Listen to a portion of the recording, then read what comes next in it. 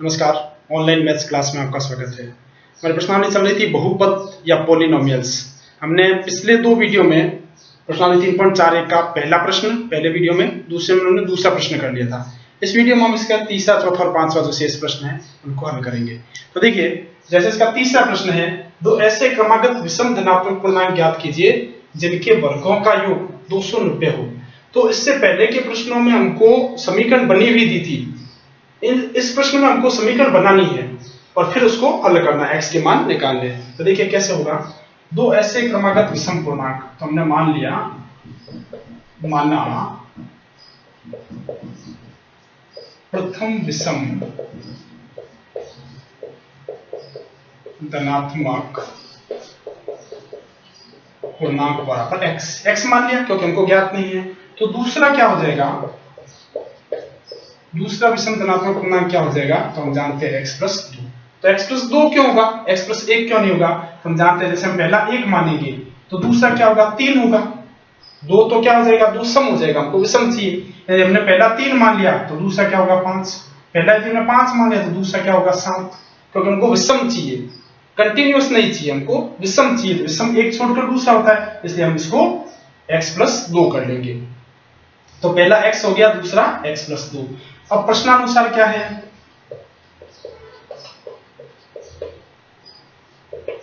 प्रश्नानुसार कह रहा है कि जिनके वर्गों का योग यानी इनका वर्ग, तो एक्स स्क्वायर और x प्लस 2 का वर्ग, इनका योग बराबर है 290 के। तो हमने लिख दिया x square plus x plus 2 का होल स्क्वायर बराबर 290। अब एक्स स्क्वायर की जगह एक्स स्क्वायर लिख लेंगे, एक्स प्लस 2 का होल स्क्वायर इसको हल करेंगे तो हम जानते हैं a प्लस b का होल स्क्वायर बराबर होता है a square plus 2ab plus b square. सब समीकरण लगाएंगे तो यहाँ पर x बराबर a मान लेते हैं, x को a और 2 को b, तो ये हो जाएगा x square plus 2 into a into b यानी x into 2 plus b square यानी 2 का स्क्वायर बराबर ये हो गया 290।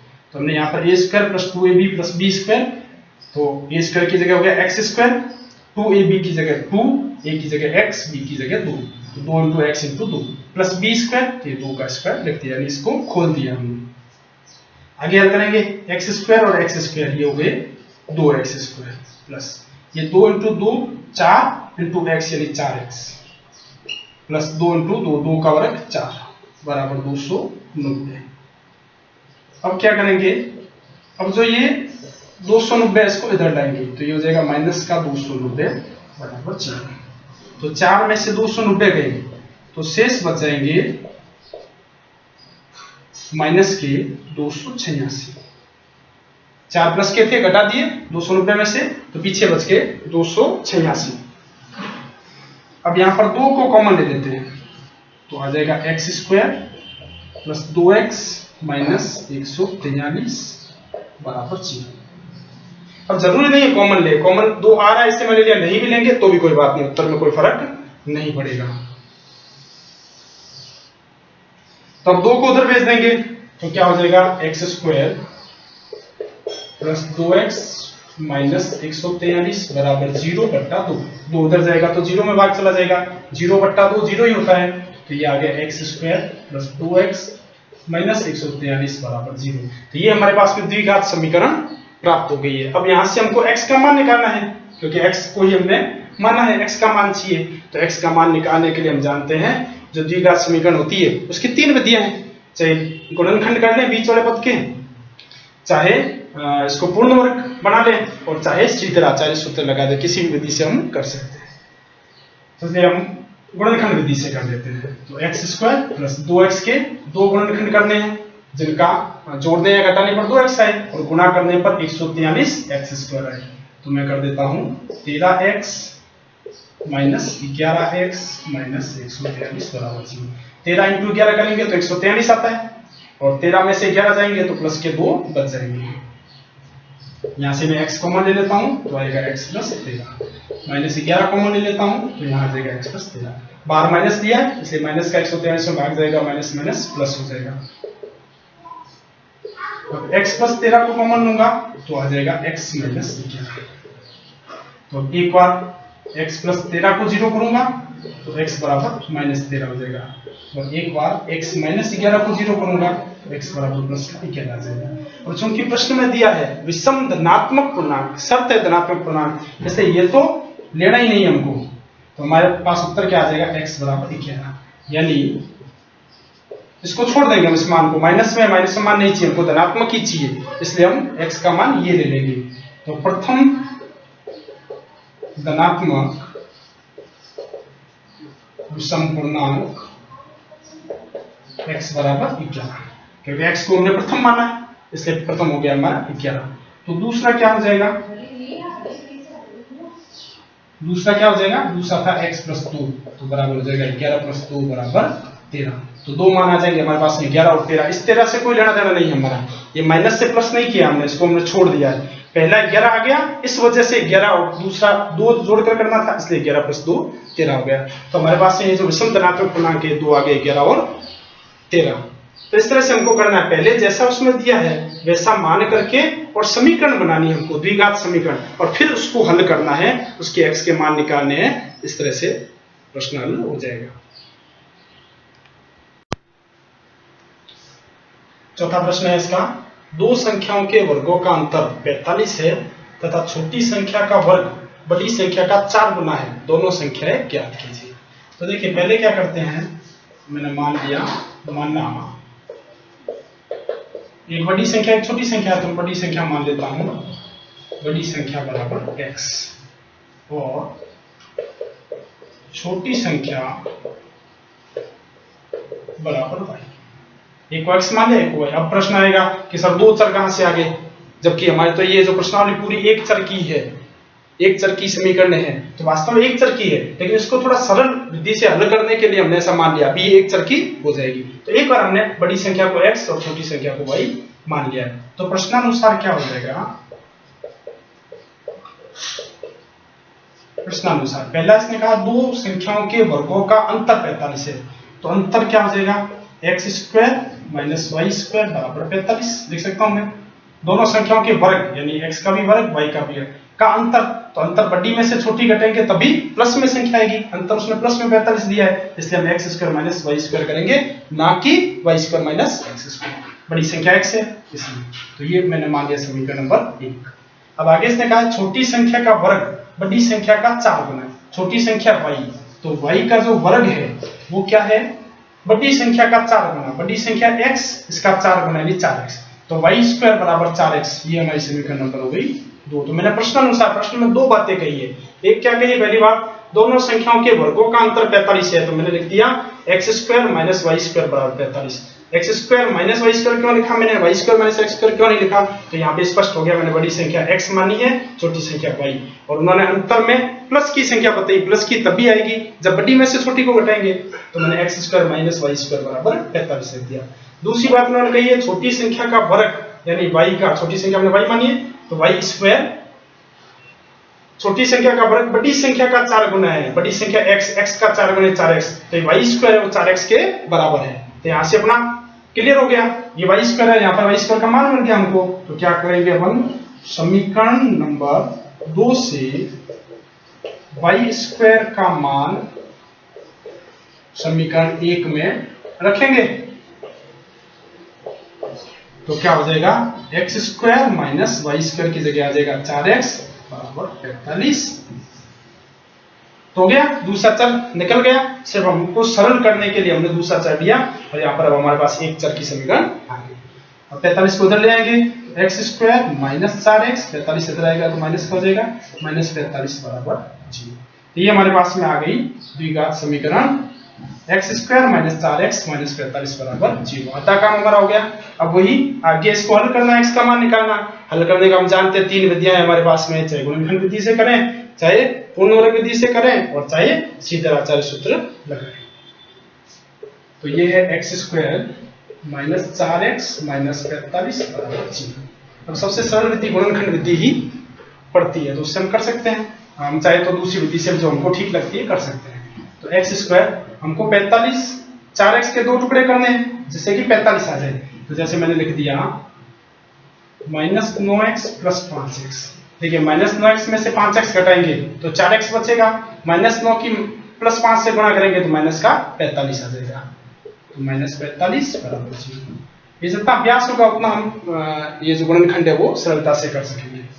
हम यहाँ से कॉमन ले लेंगे, x को कॉमन लेंगे तो x -9, यहाँ से +5 को कॉमन लेंगे तो x -9 बराबर 0। दोनों में x -9 कॉमन है तो x -9 को कॉमन ले लिया, शेष बचेगा x +5।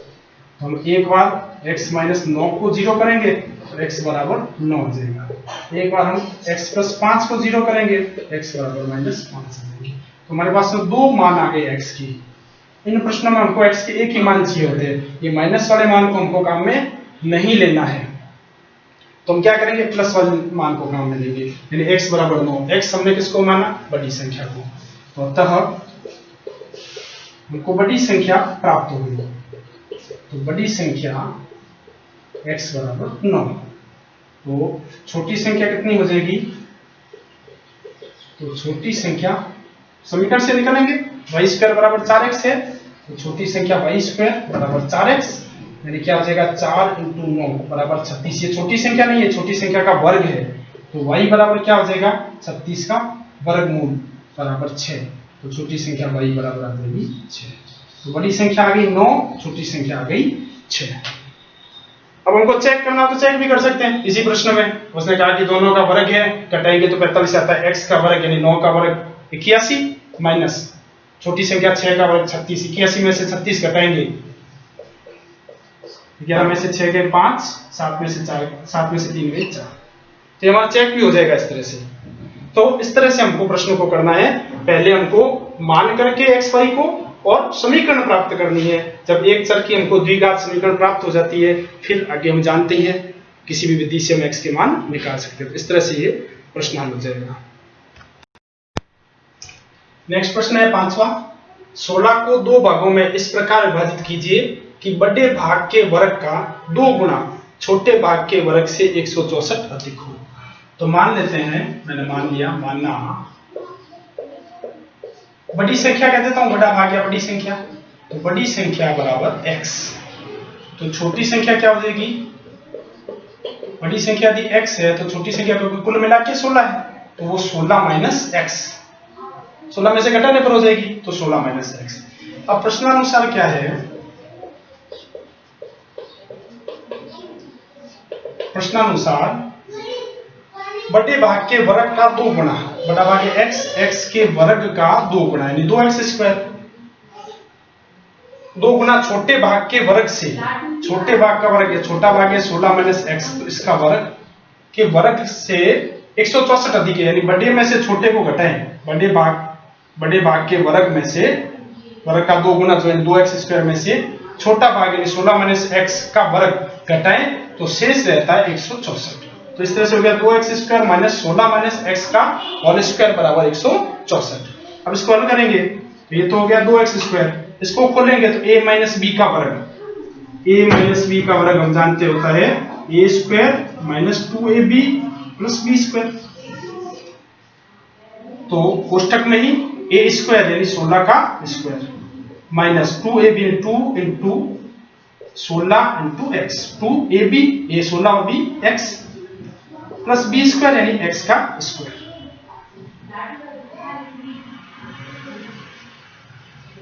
बराबर 164। कोष्टक खोलेंगे तो क्या हो जाएगा, माइनस की गुणा हो जाएगी अंदर, तो माइनस 16 का वर्ग, 16 का वर्ग होता है 256, तो ये माइनस का 256 माइनस ये 16 दूनी 32x माइनस का है, तो ये हो जाएगा प्लस का 32x, minus into minus plus हो जाएगा, तो बाहर माइनस है इसलिए सबके चिन्ह चेंज होंगे, प्लस x² है, माइनस से गुणा होगी तो माइनस का x² बराबर 164। अब यहाँ पे 2x² प्लस का, ये माइनस का x² है, तो शेष बच जाएगा x² प्लस का, ये 32x है, 32x लिख देंगे, ये है माइनस के 256 और ये 164 इधर आ जाएंगे, तो ये भी हो जाएंगे माइनस के 164 बराबर 0। तो ये हमारे पास में आ गया x² प्लस 32x माइनस 256 और 164 को जोड़ेंगे तो हो जाएगा 420, 6 4 10, 10 की गिनती असर लगी 1, 6 और 6 12 का 2 असर लगी 1, 2 3 4, 420 बराबर 0। तो ये हमारे पास द्विघात समीकरण आ गई x square plus 32x minus 420 बराबर 0। अब हम आगे किसी भी विधि से इसको हल कर सकते हैं। तो x square plus 32x minus 420 बराबर 0। अब हमको 32x के दो टुकड़े करने हैं जिनका योग या घटाने पर 32x आए और गुणा करने पर 420। तो मैंने लिख दिया x square plus 42x minus 10x minus 420 बराबर 0। 32x के दो टुकड़े कर दिए, एक 42x और एक 10x। प्लस का 42x माइनस का 10x, 42 में से 10 गए 32 और 42 इंटू 10 420 प्लस माइनस माइनस, तो ऐसे टुकड़े हो जाएंगे। अब मैं यहाँ से x कॉमन लेता हूँ तो ये आ जाएगा x प्लस 42। यहाँ से मैं माइनस 10 कॉमन लेता हूँ तो ये भी हो जाएगा x प्लस 42। माइनस 10 का भाग देंगे 420 में तो माइनस माइनस कट जाएगा, 420 का 10 कट जाएगा प्लस का 42। अब x प्लस 42 दोनों तरफ कॉमन ले लेते हैं तो पीछे बचेगा x माइनस 10। तो वही एक बार x प्लस 42 को 0 करूंगा तो x बराबर आ जाएगा माइनस का 42। दूसरी बार x माइनस 10 को 0 करूंगा तो x बराबर आ जाएगा 10। ये चूंकि माइनस मान है इसलिए नहीं लेना है, प्लस का ही मान लेना है हमको, x बराबर 10। तो x बराबर 10, x हमने किसको माना था? बड़ी संख्या को। अतः हमारी बड़ी संख्या क्या हो गई? बड़ी संख्या x बराबर हमको 10 प्राप्त हो गई। तो छोटी संख्या क्या हो जाएगी? छोटी संख्या हमारी थी 16 माइनस x, यानी 16 माइनस 10 बराबर 6। तो बड़ी संख्या हो गई 10 और छोटी संख्या हो गई 6। तो इस तरह से हमको बड़ी और छोटी संख्या को मान करके और फिर हमको प्रश्न में जैसे दिया है वैसे लिखेंगे तो हम धीरे धीरे करके इसकी समीकरण को प्राप्त कर लेंगे। और एक बार हमको द्विघात समीकरण प्राप्त होगी फिर उसको हम किसी भी 3 विधियां हम जानते हैं उनमें से किसी विधि से हल करके और x का मान निकाल लेंगे। इन प्रश्नों में कभी भी माइनस के मान का उपयोग नहीं करना है। x के जो दो मान आएंगे, जो प्लस का मान है उसी को रख करके और जो दूसरा मान और चाहिए वो निकालेंगे। तो इस तरह से ये प्रश्न हमारे हल हो जाएंगे। तो ये हमारी प्रश्नावली 3.4 इस तरह से हल हो जाती है। यदि आपको वीडियो अच्छा लगा हो तो लाइक करें, चैनल को यदि आपने सब्सक्राइब नहीं किया तो सब्सक्राइब करें। प्लेलिस्ट में जाने पर आपको सभी चैप्टर के वीडियो मिल जाएंगे, उन्हें आप देख करके तैयारी कर सकते हैं। Thank you.